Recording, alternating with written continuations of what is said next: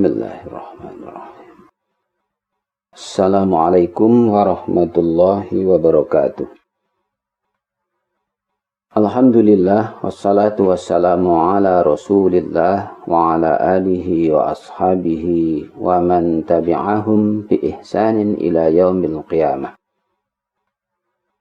Rabbi shrah li sadri wa yassir li amri wahlul 'uqdatam min lisani yafqahu qawli. Para pemirsa sekalian, sahabat Quran yang dimuliakan Allah Subhanahu wa taala. Mari kita lanjutkan pendalaman materi tentang teknik penyambungan huruf-huruf hijaiyah. Pada video ini kita bahas huruf-huruf yang sepola, yaitu huruf hamzah, dal, dzal, ra, za, dan wawu. Berapa tuh? 6 huruf ya. Pemirsa, 6 huruf ini memiliki pola penyambungan yang sama. Persamaannya bukan pada model huruf, namun pada prinsip atau sifat penulisannya, di mana huruf-huruf ini tidak bisa ditulis menyambung ke huruf berikutnya. Kalau menerima sambungan, tetap oke. Namun, tidak bisa menyambung ke huruf berikutnya. Verboten. Karena prinsip atau sifat yang tidak bisa ditulis menyambung ke huruf berikutnya itulah, maka huruf-huruf ini saya sebut sebagai huruf buntu. Udah mentok, buntu. Tidak bisa nyambung lagi ke huruf setelahnya. Agar mudah menghafalkannya, 6 huruf ini kita rangkai menjadi sebuah nama, Idarozawada. Sopo? Idarozawada. Seperti apa teknik penulisannya? Yuk kita kepoin bareng-bareng. Para pemirsa sekalian, mari kita kenali lebih dalam karakteristik penulisan huruf-huruf ini. Bagaimana apabila huruf-huruf ini terletak di awal kata dan bagaimana teknik menyambungkannya? Pemirsa sekalian, apabila huruf-huruf ini ada di awal kata, bentuknya ya tetap seperti ini. Apakah dia bisa ditulis menyambung ke huruf berikutnya? Tidak. Huruf-huruf ini, hamzah, dal, ra, za, wawu, dan dzal, ini adalah huruf-huruf yang tidak bisa ditulis bersambung ke huruf berikutnya. Verboten. Kalau toh dipaksa, dia ditulis bersambung dengan huruf sesudahnya, justru kesannya dia akan membingungkan, karena akan menimbulkan citra huruf yang lain. Jadi huruf ini, berapa huruf ini? 6 huruf ya, tidak bisa ditulis menyambung ke huruf berikutnya. Inilah mengapa kemudian saya sebut 6 huruf ini sebagai huruf buntu. Huruf buntu itu ya sudah buntu di situ. Nulisnya pol di situ. Tidak bisa ditulis bergandeng lagi ke huruf selanjutnya. Sudah verboten. Dia tidak bisa ditulis lagi bersambung ke huruf berikutnya. Nah, itulah pertimbangan mengapa saya memberikan julukan kepada 6 huruf ini sebagai huruf buntu. Karena penulisannya tidak bisa disambung ke huruf berikutnya. Semua huruf hijaiyah bisa bersambung ke huruf berikutnya kecuali 6 huruf ini. Makanya saya sebut huruf-huruf ini sebagai huruf buntu. Para pemirsa sekalian, bagaimana apabila dia menerima sambungan dari huruf sebelumnya? Pemirsa, huruf-huruf ini tidak bisa ditulis menyambung ke huruf berikutnya. Tapi ia bisa menerima sambungan dari huruf sebelumnya. Apabila 6 huruf ini menerima sambungan dari huruf sebelumnya, maka sambungan itu datang dari arah ini. Nah, itu dia ya. Dari arah situlah datangnya sambungan dari huruf sebelumnya. Nah, pemirsa sekalian, sebagaimana pola-pola huruf yang lain, apakah 6 huruf ini bisa diposisikan di tengah, diapit oleh 2 huruf saling bergandengan? Tentunya tidak. Karena tadi kita sudah tahu informasi yang pertama bahwa dia ketika di depan tidak bisa menyambung ke huruf berikutnya. Namun, informasi yang kedua, huruf ini bisa menerima sambungan dari huruf-huruf sebelumnya. Jadi informasi yang lengkap, huruf ini hanya bisa menerima sambungan, namun tidak bisa bersambung penulisannya ke huruf berikutnya. Jadi huruf ini tidak bisa diposisikan di tengah, diapit oleh 2 huruf yang lain yang posisinya saling tersambung. Nah, itu dia pemirsa sekalian, informasi penulisan huruf-huruf buntu ini. Berikut ini saya hadirkan resume supaya Anda bisa memahami huruf-huruf buntu ini dengan lebih komprehensif. Para pemirsa, huruf-huruf buntu itu ada 6. Yang pertama adalah huruf hamzah.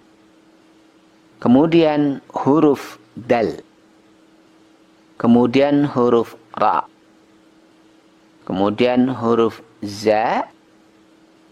Kemudian huruf wawu dan huruf dzal.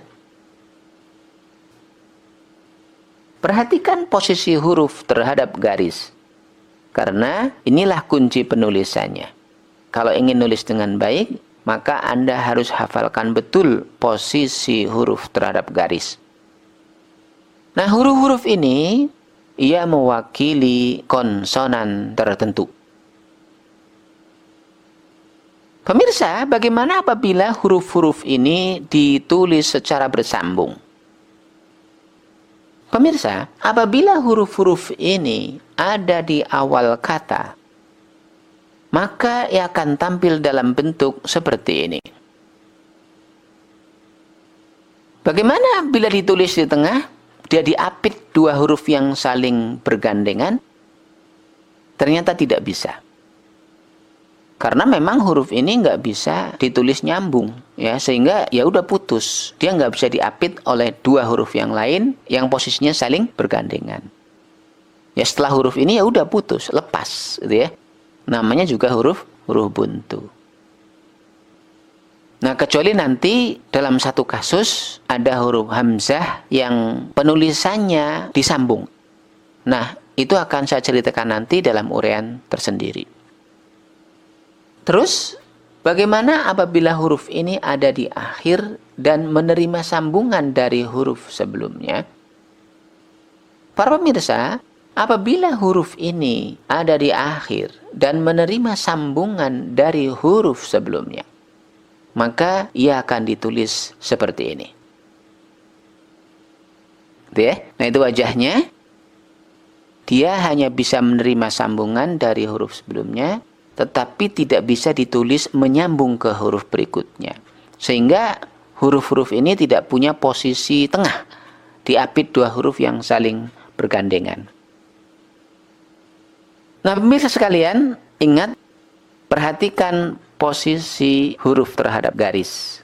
Sehingga akan nampak jelas bagian mana dari huruf tersebut yang ditulis di atas garis dan bagian mana yang tertulis di bawah garis. Itu ya, itu kesimpulannya.